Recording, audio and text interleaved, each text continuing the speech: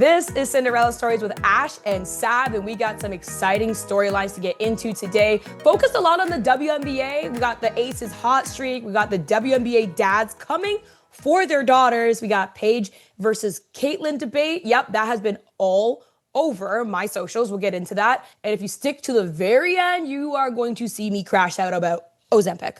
Ashley, I'm excited because this is our first work from home day. Girl, So God bless work from home because the way that I don't have bottoms on right now is crazy. Like the way, do you know what I'm saying? Like not like street appropriate. You know what I'm saying? yeah, I do. And also like you can control the temperature in the room and you It's don't just gotta wear no nice. And we makeup. have a little coffee this morning. Oh, same. Like Cheers. cheers, Oh, cheers, pinkies up, cheers. pinkies up. Pink, yeah, Like, I can't. I'll drop my coffee. I was gonna say, what is that grip? Can't do that. That grip Cannot goes do that. crazy. But yeah, we just are mixing it up a little bit. Schedules be scheduling. And so we didn't want to miss out on an opportunity to chat with you guys and make sure that we're still getting to have these weekly conversations that we love so much. So we're doing it virtually and it's going to be just as good. Yeah, absolutely. So, all right, let's get right on into it then. So the Aces, we talked about this a little bit last night on our phone call. We're like, listen, they had a rough start to the season. They were not looking great. And everyone's like, don't worry. They're going to turn it around. And guess what, Ash? They did. They're on a 10-game win streak. What are you seeing from the Aces? Well, I think that we're finally seeing like the fruits of the Jewel Lloyd trade. You know, she gets brought over in February from Seattle. There's going to be an adjustment period. You're seeing the Asia Wilson effect. She put her team essentially on notice, like, hey, guys, we've been not good. And I don't know if you know this, here in Las Vegas, we have a standard. We win championships. We get statues at our alma mater. So I'm going to need you guys to step it up. And they're kind of putting all the pieces together again. So it's going to be one of those things where down the stretch is going to be very interesting as they push for the title, because we're sitting here being like, okay, we're going to get a rematch of last year. We're going to get Lynx. We're going to get Liberty. And the Aces said, oh, actually, I'd like to sign up for this competition. Yeah, I'd actually like to insert myself as the wild card. Yeah, absolutely. And to add on to that, I think what I'm seeing from the Aces, because you can make those major transactions, you have those big key players, but of course there's always for me like an X factor player. We kind of talked when Dejanay made the move to the Lynx. Where like I told you like earlier, I was like, I think that Dejanay Carrington is going to be their X factor because she's a defensive player. And so now I feel like the X factor for the Aces that has contributed to their, like, especially in the most recent stretch is Nalissa Smith. And yeah, so because like she has been a defensive presence for Vegas. For Las Vegas? For Las Vegas. And Nikki Fargas, the team president, she actually made a really good point. She said before the trade, she's like, we need somebody to rebound the ball offensively and defensively, and it can't just be our Queen Asia. So yeah. And like, so what did they do? Some help. They brought in Nalissa Smith, and it's funny because like, so another thing to her that has also kind of maybe been the unexpected surprise has been the fact that she has been shooting the ball surprisingly well, especially as of like late. And actually to add on to that, she came as a trade via 2027 first round draft pick. And when Fargas made that move, she was taking, I don't want to say she was taking a gamble because Nalissa's a great player. She was also a high pick herself, but like it's still, when you're giving up a draft pick for your future, you're making a very intentional move with that. And I think it's already paying off. And I think for Nalissa, she's having an opportunity to also like have the chance to shoot the ball because of her teammates around her. Like they're not focusing on her specifically for that. Right. And so it's giving her better open looks. But that kind of goes into what we wanted to get into. Ashley, you made me cry laughing. Like literally. Why? Literally, because like the stuff that you were sending me this past week on Instagram, because if people don't know, me and Ashley, we talk literally every single day. Okay. Like it's not just like we pop on a 1-2 podcast. Like, we're literally sending each other Instagram stories, text messages, TikToks, ideating for the show. Yeah. Literally can't get away from each other, basically. And so one thing that we talked about was how the WNBA dads are coming for the smoke with their daughters in like Right. the good and bad way. And Melissa Smith's dad, Rodney Smith, he was on Twitter and he was basically saying like, yeah, like she got her game from me, but that form though, like the form, not so much. Ashley, tell me what you see from Melissa's like shooting form. You listen, I'm not one to judge. Like, here's the thing, glass houses, throwing stones at glass houses. I'm gonna sit here and I'm gonna say my free throw percentage, my first year of college as a point guard was sub 70. Okay. So I'm gonna take us several steps back. And I'm not really I'm gonna reverse through because I'm not gonna be in a position to judge. Here's the one thing. Sometimes when it's just what you've done for your whole life, it is what it is. Like undoing it and restacking your habits will do more harm than good. And we don't have time for that. Sometimes just inherently the way that you shoot is the way that you shoot. Not everyone can have a pretty AZ FUD squared douche. Not everyone can have, like not everyone's automatic. Not everyone's Sabrina Ionescu. Like it just doesn't work that way sometimes. And so it might be ugly, but it gets the job done. And some people need to hear that a little bit more about themselves, actually. Well, it's funny that you in say this that age of positivity. Yeah, well, it's because like, okay, so I like hit reverse on the clock and I was like, did she always shoot like this? Because like obviously like now that she's on the Vegas Aces, can I speak? You'll Vegas get there. Aces. I was thinking like, well, okay, she's getting more opportunities to shoot, but and like we saw her shoot like previously as well, and we were like, wait, like that doesn't. What's up with the form a little bit? And then I remember, I went back to a college clip of hers, and she actually didn't always shoot like that. It was like I was a little so I gotta find the exact time when she started to adjust her shot, but like it's obviously noticeable now. But like, and it's going in, so like as you said, glass houses. I can't say nothing. Like, oh, listen. Here's the thing, though. My high school 3-point shooting was great. My college 3-point shooting, I was a different position, so I didn't get the chance to showcase it. But oh, right, yeah. Sorry, that's not on me. But here's the thing, though, too. Sometimes you're thinking about form. It's like sometimes you just don't have like that range to get like the elbow in. I think as long as like if you don't have like that wrist flexion, as long as like it's coming straight off the top, like whatever's going on with this, as long as the wrist is straight and like you have that aim, she's a little. But I like that though. That's swaggy. She's like, let me just take a look. Cash. You know what I'm saying? Yeah, honestly, like I think that's even like more boss. The fact that you can have the ugliest form and it goes in. No, it's just, and yeah, like the whole thing is something to say the least. But when your dad's coming for you, that's how you know it's real. That's how you know it's love, because there's always these like old adages about the car ride home after you have a bad game and like what that's like, if it's awkward for you and your parents. Like my dad wasn't really like that with me. I was going to ask, what was your dad like in the car? He really wasn't. He was like super supportive, but I was also just like really hard on myself. And like, if we're being super honest, I was a late bloomer. So I didn't actually get good until like my last year of high school. You know what I mean? Like my first year of college, I started, and then the starter came back from an injury. So I came in off the bench. So I don't think he's like wanting to add insult to injury where he's like shitting on me for the 6 minutes I played at the end of the game.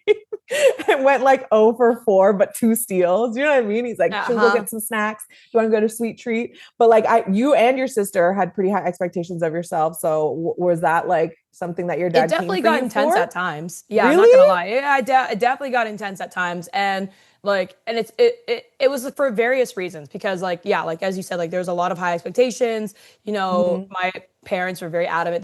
They really wanted both of us to get a scholarship. So like, you know, pressure makes diamonds, and they really did not let us off the hook for anything in a game. Like, for example, like, you know, if one of us were jogging in the game, we'll get called out, be like, you were jogging in the game. Like, you can't because you can control effort. Exactly. Oh, they were on our butt for effort, for sure. Control effort. Yeah. For sure, they were on us for effort thing. every single time. And so like that later, in the later years, of course, became less and less of an issue. But like, it was more so like, especially early high school, they were like, stop jogging. You're dogging it. You're jogging it. And then also like, you know, then the other like feedback would always be around like how the two of us are playing with each other. For me, it was just like you missed your sister inside, or like you could have kicked outside. You were triple teamed, so that Sav was wide open on a three. Like I literally because we were two different positions. For context, for people who don't know, she's like 6'4" and a center. She's always been, and I was actually not at the same height. I wasn't always 6 foot, so I was like 5'9" in high school. And so I was just sitting pretty on the 3-point line. And I actually did have a good 3-point shot in high school. We'll have to test it. We'll have to put it to the test. In high school. Yeah, but you're like, yeah, I'm not passing inside because this girl stole my shirt and she didn't tell me. Listen. And I saw her walking down the halls in my sweater. So guess who's not getting fed inside? Guess who's not feeding the big woman? Me. You're gonna have to swing it around and entry pass on the other side. That this morning, when you took the last of the cereal box, running back on defense, you left me no milk. I had dried Cheerios, and I'm supposed to fuel this performance. Exactly. Interesting. No, but not powered by milk. To like put a dot on your like aces convo too, right? It's like that offense is super important, but in the playoffs, if you're going to come for the Lynx, if you're going to come for the Liberty, you come for the Queens, you better not miss, that old adage. It's like the aces are doing it in a ton of different ways. They're wiping out the Mystics by 10. They're putting the Mercury to bed by nearly 20, but then they're sneaking past the Dream, right? By 2 points. They're sneaking past the Mercury again by 3 points. So you could call it inconsistent. They beat the Storm by 4, or you can call it, hey, we're finding a way to win regardless. And so as the WNBA playoffs come a little bit closer, Sav and I are going to spend a little bit more time and dive a little bit more into that. I think I'd love to do like superlatives, like most likely to, with some of the players and just have a little fun with it. But we're going to be locked in. We're going to be locked in. And like, as we are recording this right now, Aces, I believe they are third in the league. Obviously the Lynx are like running with it. They're second in the Western Conference. And then guess who's second? Second in the West, but guess who's second overall? I had to it's one of those things where I had to double check myself. It's Atlanta? It's giving like Denver Nuggets. I know, beat me right now. Bang, bang, bang. It's giving Denver Nuggets 2017, where you didn't realize how good they were. Right. All of a sudden. Yeah. I just think it's funny. Atlanta. Second. Yeah. And like, it's just one of those, like, they're not talked about enough.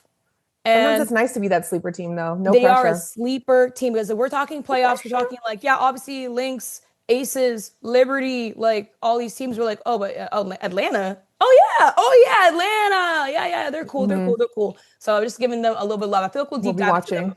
Yeah, we are watching. We'll deep dive into them later. Wendy Williams, we'll be watching. And then, so also with Melissa, she told her dad to get off of Twitter. No, get the hell Yante out of here for sure. Get off of Twitter. Also, you sent me something that was hilarious. Caitlin Chen's dad was wearing a Paige Bueckers jersey at the Valkyries versus Wings game. Ashley, would you allow such behavior from your dad to wear your former college teammate's jersey at your game? I mean, Bernard would never. First of all, Bernie would never. He wouldn't do me dirty like that. That's first and foremost. Second of all, what are you going to do? Like, it's Paige. And quite frankly, quite frankly, like Caitlin, I think you owe a 1-2 assist to Paige for being on the Valkyries. Respectfully. You know what? And when you put it like that, it's kind of an assist. It's like, hey, thanks for helping my daughter be able to live out her WNBA dreams. Caitlin Chen's done the work. She's worked hard. She's her own person. She's her own player. But it's Paige Bueckers. Actually, that's a good point you made, because let's keep it real and call it for what it is. If Caitlin Chen was on any other team in the NCAA and wasn't playing next to AZ Fudd, Paige Bueckers, and all the big names at UConn, would she have gotten... Did she get a look? The recognition enough to even get considered in the WNBA draft, or she's maybe considered but drafted? She's the 2024 Kate Martin. What CC did to Kate Martin in Iowa. Does Kate Martin get a look? Does she get drafted? Does she become, speaking of the Aces, does she become a cult hero before she gets moved? Now they're on the same team. So yeah, I think it's like that popularity effect. And again, like, as you said at the top, iron sharpens iron, pressure makes diamonds. So you play with the best, you learn, you get impact in a positive manner, but then you have to come through when it matters the most. So those girls have been able to do the most with the opportunity that they've been given, regardless of how they got it. All right. You gave me the perfect segue for iron sharpens iron. And it's been all over my timeline. We always talk about, Kobe or LeBron, like LeBron or Jordan. LeBron or Jordan. For me, get out of here. This is not a men's show, but get out of here. This is not even a question about LeBron or Jordan. Anyway, Okay. the thing What is that, it? yeah, okay, but the thing that No, but is it Jordan or LeBron? is Jordan, obviously. Okay. Continue. No, like that's not even a question. No, continue. I just want to Yeah, check. I was gonna say, girl. Is this a vibe check? No, like, ding. Dude, not even a ding. Kick me off the show if I said anything. But Laptop's closed. Laptop's closed. We're done. No, it's always Jordan. Okay. And so anyways, but the cool thing about what's happening in the women's game right now is, for the longest time, I think there's like some sensitivities of like, we don't want to compare women to women and like, we don't want to pit them against each other and stuff like that. And obviously, like this is like real life. You don't want to do that. But the thing is that like with sports, it's kind of that space where you kind of get to have fun and you get to have conversations about like who you would take or who's going to have the better career. And right now, what's happening all over my timeline is Paige Bueckers versus Caitlin Clark. Who's the better player? Do you think who's going to have the most storied career? If you were to choose a player between the two of them right now to start a team with, who are you going with? And so I'm going to throw that to you to start this conversation because this is a good one. I've been loving what I've been seeing. I am stressed. It's like, okay, I love that we're able to do this, first of all. I think they're such different people and such different players that it lends itself really well to a debate, and it has to do a lot with like the things that you value personally. And when it comes to athletes, a lot of the time it's like, who do you see yourself the most in is who you tend to root for. So Paige Bueckers comes off a 40+ point performance. She gets the WNBA rookie scoring record in a loss to the Sparks, and it's Kelsey Plum who puts Dallas in their graves, and Kelsey was the one who held the record before that. So it's chef's kiss poetic. Then you have Paige with the opportunity to kind of take the forefront because Caitlin's been out for a little while now. She has a groin injury. Now she has a bone bruise. Will she make it back to the playoffs? The Fever are hanging on by a thread because the injury bug is running rampant. Dallas is already eliminated from the postseason. So at this point, they're just playing for vibes, right? And all that to skirt the answer, first and foremost, is to say that I just think that they're different people. I think that Caitlin Clark has already revolutionized women's basketball in a way that caught a lot of people by surprise. She's more akin to the way people view Steph Curry in the conversation, where it's like he changed the way that men and basketball players shoot. He changed the acceptable range that you could try and get a bucket because he was just so cash all the time. And Caitlin Clark did that. She did it on the biggest stage in women's basketball in college. She did it when she came into the WNBA as a rookie. There were 6 teams that had to move their venue when Caitlin Clark came into town so they could house enough people to watch her greatness in action. Yep. And she did it in a manner that was with this like quiet killer confidence where she was just a nightmare on the court. And then when she kind of went off the court, she's like, I'm just from Iowa kind of thing. Whereas like Paige Bueckers came onto the scene and her origin story wasn't who's the villain, Caitlin or Angel, which was racialized and turned into this whole other issue. Well, I don't like even touching that. Like, but she had a villain in her story, Caitlin Clark. Whether she was the villain or Angel was the villain, they were pitted against each other. Whereas Paige Bueckers' origin story was her against the world, her against her knee injury. Will she bring UConn back to the promised land? She gets to be the basketball messiah. She's she has a mixed race blended family. She's outspoken on women's Black rights, like and visibility. And so Paige has this innate ability to make you feel seen. Whereas Caitlin is like seen as walking on water. Yeah. And like, I love that you touched on all the things. She just represents, like, Paige, as you said, Paige represents a lot of demographics, and she's very also open with her sexuality. Like, she's also obviously dating AZ Fudd, and that, like, that's a lot of visibility for the LGBTQ community on top of everything you just said. I just wanted to make that point to add on to that. And so, but like, I think you make a great point on the impact on the cultural level, and also just like the storied like careers they've already had. And the thing that I've always like pondered pondered in the depths of my brain. Strokes Yes. beard. Yes. Strokes beyond. Like my cat is literally, by the way, underneath me. So like you saw me bending down. I'm like, he's like coming up against me. I'm like, pet, pet, pet. Not now, not now. Not now, not now. And he's like not affectionate at all. And now is the one time he's affectionate. Anyways, so strokes beard or strokes my cat. Yeah, as an evil cat, like you do the turn in the chair. Yes. Was that Inspector Gadget? Like Yeah, old school exactly. reference. Yeah, Exactly. But basically, like Paige, if she didn't get injured, she would have been in Caitlin Clark's draft class. And I've always even thought like, damn, like maybe Caitlin would have still gone number one. She was that much of a once in a generational like athlete. Obviously, Paige had so much like credit and hype. She literally won every single award that there is to be won in her freshman year.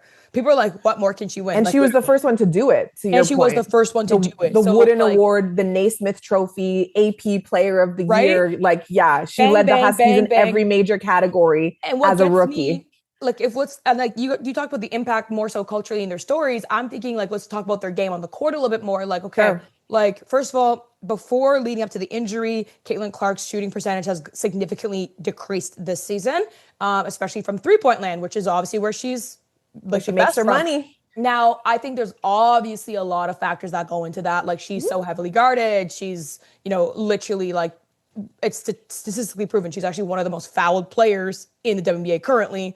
And there's just lots of that go into like why that decreased. But she's shooting currently, as I pull it up right now, at 27% from 3-point land right now. Like the previous season, she was shooting at 34%. And now we know that her shots are like, you're still not going to leave her open from the 3-point line. No, like you gotta pick her up on the other side of You're half. gonna pick her up on the 2/3 line before she gets over half. Yeah. So obviously take that with a slight grain of salt. But the thing that popped up in my feed actually the most was a lot of somebody interviewing high school girls basketball teams about who they would start a franchise with or who they like better overall player. Yeah. And Paige won. Right. Paige won. And I think that's because Paige is a better defender, in my opinion. Yeah. Yes. She plays really tough nose defense. And Caitlin, that's been a bit of one of her weak spots. Yep. And Paige she doesn't have like the craziest shooting percentage numbers. I mean, she's overall 46% from the field, which is decent. That's pretty good, obviously. She's 33% from three. So you can't leave her open on the three, obviously, too. But like, and she's more averaging mid-range. 1.6 steals a game. Like, Yeah. and I mean, Caitlin, actually, funny enough, Caitlin's also averaging 1.6 steals this season as well. So maybe I'm not giving her enough credit there. But who's she checking? Spotlighted. That's And like, also, it's the strength of also- opponent. Exactly. And Sophie Cunningham on Indiana is known to be the hard-nosed defender for Indiana. So I'm Right. just thinking like overall. Caitlin's got the vision too, though. The vision though? Because like I think know. Caitlin's actually, she gets a lot of credit for her shooting, but she has good court vision as well. great. Like she could dish the rock in a major way as well. And we've seen that time and time again. So for Yeah. sure, she makes her teammates better. And so I guess like when I really think about it, like pound for pound, if I was to start a WNBA franchise tomorrow, Who would you choose? who would I choose? Yeah. This is the best problem ever. I think I'm going to go with Paige Bueckers. Mm-hmm. Yeah, I like her overall game. She also has great court vision. And the best part about Paige Bueckers is how Gino Auriemma used her in the NCAA finals. He used her as a distraction. She was their third option. It was AZ Fudd and Sarah Strong. And those two are going at it like offensively. And Paige was their third option. And then she was like cutting in. But she was dropping, we saw her in the tournament. Not that the tournament's comparable as much to WNBA level of competition, but like she knows how to drop a 30 piece. And she's been dropping 40 pieces. And it's like, okay, we've seen that also with Caitlin Clark, obviously. But like, I think for me personally, if I'm a GM and I want a leader, like a vocal leader, don't get me wrong, Caitlin Clark is still a leader in her own way. But if I want an outspoken vocal leader that is like, I could put her in tough situations to speak publicly on behalf of a franchise, she will say the right things. I could trust her with that. If I want her to play some tough nose defense, like that's your matchup, she will take pride in taking that matchup on. And then if I need her, like, hey, I really need you to get a bucket, she might not be shooting from the 2/3 mark on the other side of the half, but she is going to find a way to get you a bucket. So, well, it's nice that you thought that out, that you spend so much time getting the wrong answer to the oh, really? Okay. This is what good shows are for. Go on. In my estimation, Caitlin Clark is like Queen Elizabeth, RIP. She's running the matriarch. She's the monarch. Okay. Paige Bueckers is Princess Diana. She's the people's princess. You want her at your function. You want her at your charity event. To your point, you want her speaking truth to power. She's charismatic. She is who she is. But Caitlin is, you said it yourself, she's a generational talent. She's a once in a lifetime situation. Caitlin changed the game for everybody. And while it's unfair that white athletes in the WNBA and really across the board traditionally get the majority of the media attention and they get the flowers when there's other builders who are largely responsible for the WNBA even being in this position, many of who we've spoken about before, candidly, right? We're sitting here and we're talking about Paige and we're talking about Caitlin. It's basically the new Diana Sue situation, right? Like now we have two athletes coming into power. And who do you like? Do you like the matriarchy, the one who kind of changed the game and runs things? Or do you want Princess Diana and her cute little bike shorts and her oversized sweater and her car keys changing the fashion game, right? But ultimately, it's Caitlin Clark who's bringing in the big dollars. It's Caitlin Clark who's the one who's absolutely changing the face of the WNBA. People aren't talking about the WNBA in the way that they are today if it wasn't for Caitlin Clark. And so from a general manager's perspective, that's dollars in the pocket, that's butts in the seats. And then Caitlin is one of the most fiery athletes I've seen. I heard you say, Paige Bueckers, I could give her a defensive assignment. She'll take pride in it. Caitlin will take her own leg off and beat you in the back of the head as you drive past her on the way to the bucket. She doesn't want to, she hates losing just as much, if not more than other people. So I think that they're both cut from the same cloth in terms of what they hope to accomplish and wanting to be exceptional and wanting to go through anybody to get there. I think they're just different people. And so depending on what you relate to more, again, that's who you're more inclined to kind of swing towards. But if I'm starting a franchise today, I'm choosing Caitlin Clark. Okay. Just to make it clear, she might beat you with her own leg defensively, but that doesn't mean she's keeping up per se with the matchup. And she's tough. Yeah. So we're just getting ready for my press conference to announce Caitlin Clark in front of 6,000 media members as 200 show up to your Paige Bueckers. Cultural impact. I'm talking about, I just want to win a game.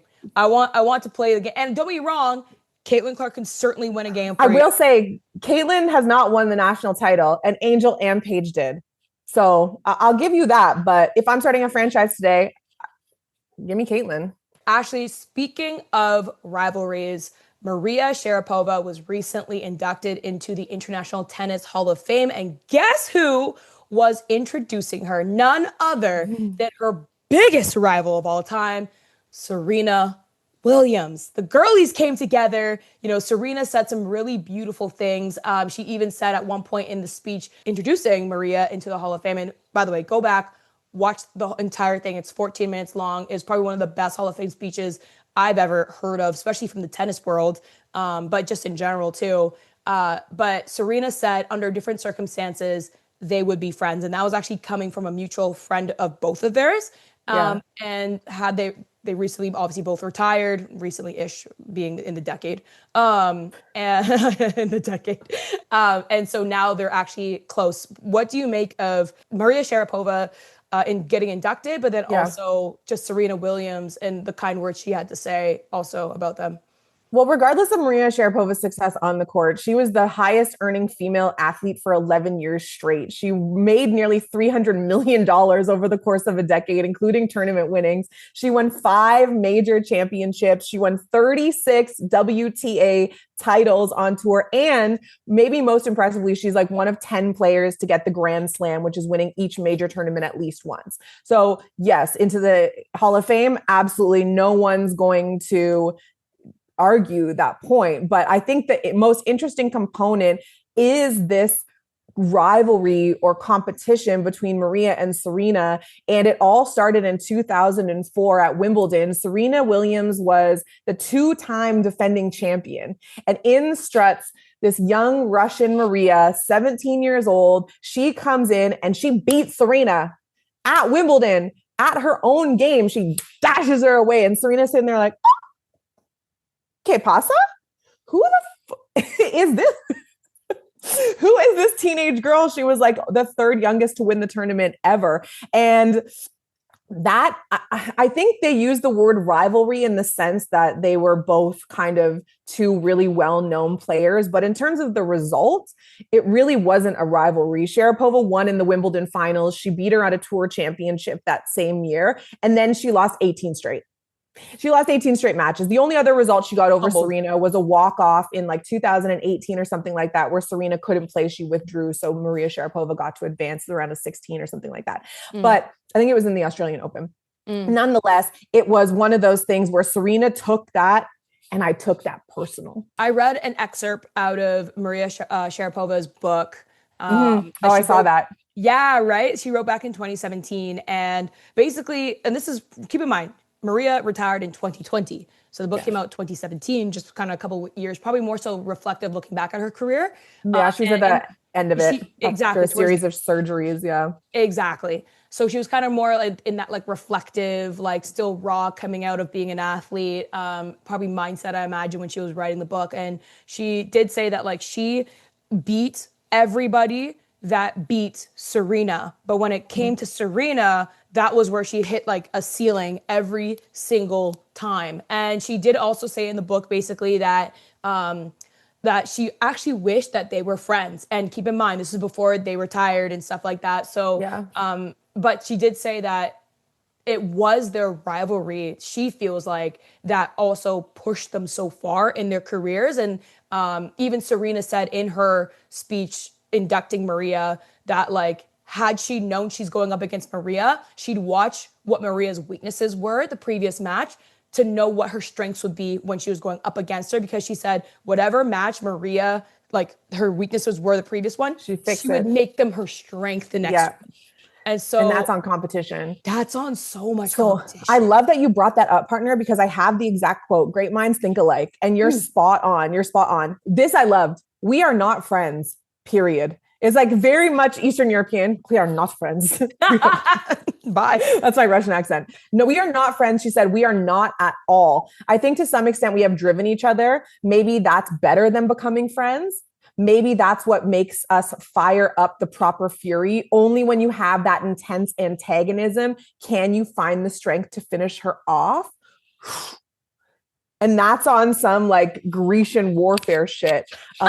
Really and truly, like that is on a real competitor. So you make such a great point that sometimes there isn't room for that camaraderie. Yeah. And I know I never played professional sports, but I feel that way. It's too bad I didn't have the commitment to actually like want to practice, because like that shit's boring as hell. But I feel that way intensely. I don't want to talk to you. We're not friends. Like we can be cool, but like I want to whoop your ass every time. Like, I'm sorry. I just want to impose myself on you. And so you need that to be great. And these women clearly have it. That rivalry, that tension was apparent. Serena said the same thing too in her speech, to your point. She's like, you could feel it when we'd play each other. Tension would fall over whatever venue it was. Like it was thick. You could feel it. Pause. Yeah, and Maria in her book, and by the way, the book's name is Unstoppable, My Life So Far. In her book, she said, we would be sitting 15 feet from each other and it would feel like we're miles apart. We talked about Serena Williams inducting Maria Sharapova into the International Tennis Hall of Fame. Well, Serena also came out. She launched. Surprise! She's a gay woman. Surprise! Yeah, right. Surprise! She had an article in Vogue. She has a commercial out where basically she's being open and honest about her use of being on GLP-1. Now, for those who don't know it, it's a very similar drug to Ozempic. It's meant for diabetes, but it really helps with weight loss. And listen, before anybody says nothing, I'm going to say this right now. Serena Williams could do whatever she wants. Okay, she has earned it. She has earned it. She could do whatever she wants, like with her body, with her career. I'm not here to like take that away from her. I love the fact that she was open about her use of GLP-1 because I remember seeing a post of Serena Williams in the gym, sweating it all out, and she looked very thin, like comparably to even what she was like not even 6 months ago. It's one of those drastic changeovers. And we Yeah. all know, let's be so for real, we all know about Ozempic face. We could see when people are on a certain medication because you could see it in, I find that you can see it in the arms, you can see it in the sagging skin, like just overall there's signs. But yet, my whole thing with it's funny because actually I crashed out one night and I had a whole rant on Snapchat. So I heard. all my friends and word got around because people be sending me all the crash outs Streets were since then about talking. Ozempic. Yeah. Because my whole thing is this: if you are open and honest about it and you have a public platform, power to you. Okay, you don't owe anybody anything per se, but just remember that you are an idol for a lot of people. And even if you don't have a direct public platform, but you are someone's sister, someone's, cousins, brothers, whatever, and you are just promoting the fact that like, yeah, I just hit my weight goal in 2 months. Yeah, I've been working in the gym for so long, like da da da. And you actually haven't gotten the results completely organically because you're using a drug that's meant for weight loss. I just feel like the lack of transparency is harmful for generations of women. And it's not even just the younger generation because we talk about like body issues and social media and how it's not real. And like, we're like, oh, everybody needs to change social media because why is Instagram so curated and everyone's showing up as their best self and you're making it seem real? Like, it's actually not real. And so I appreciate the fact that Serena Williams actually came out and said like, yeah, actually I needed help. I had 2 kids, like sue me, and I'm okay with that. But I just think that it's harmful when you're not 100% and you have a platform. Like I said, it could be a big platform like Serena. It could be a small platform. But if you're not 100% transparent and you have, especially if you have influential power, that's called like, that whole Instagram versus reality thing. And it's harmful for generations that are looking up to you as a role model and they can't achieve the same results because they're thinking, well, I got to just put in extra time in the gym because they did. It's like, no, it's not the gym. It's called Ozempic. Like, it's point blank period. Yeah. And so once again, Serena can do whatever she wants. And also I appreciate the fact that she's open. I'm not against Ozempic. I'm not against the use of these things. I just think that if you are promoting a fitness journey, be authentic about it. And I know that in the fitness community, like people go on steroids. The fitness influencers all the time go on steroids. They're not open about it. Right. I don't the girls getting BBLs. Being exactly. like, get my glute stain package. Yeah, you went to Brazil. Yeah. Okay. Yeah. Like you went somewhere else to get that done. Yeah. And I just think there should be a level of transparency if you have any work done, but you're promoting it in a fitness capacity. Like, wow, look at my transformation.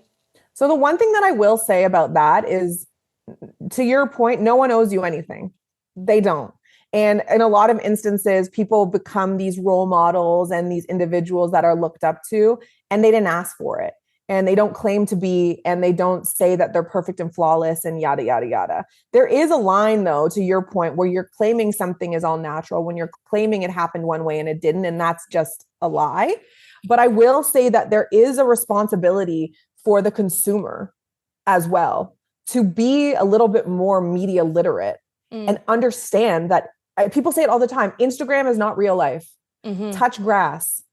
Get offline. And of course, it's more difficult for young women in particular who have body dysmorphia or body image issues or feel like they don't meet the traditional beauty standard. And Serena has said that about herself when it comes to her sister as well. She's like, I was strong and I was compact and I was built. And people said she was like a man. People said she was a hermaphrodite. People said that she wasn't even a woman and that they need to test her, da da da da da. And then she's like, I look at Venus and she's tall and she's long and she's beautiful and she has these like elegant limbs. And it's like, a lot of times the things that people love about you are the things that you hate about yourself the most or that you wish you could change. It's just the dichotomy of it. And so it is also our responsibility to uplift each other in real life, to understand that the internet isn't real, to take these things with a grain of salt, to understand that even though Serena is promoting this GLP-1, I believe her husband is on the board of directors. Yeah. And I believe that there's a business component to it as well. So yeah, great. She's being transparent, but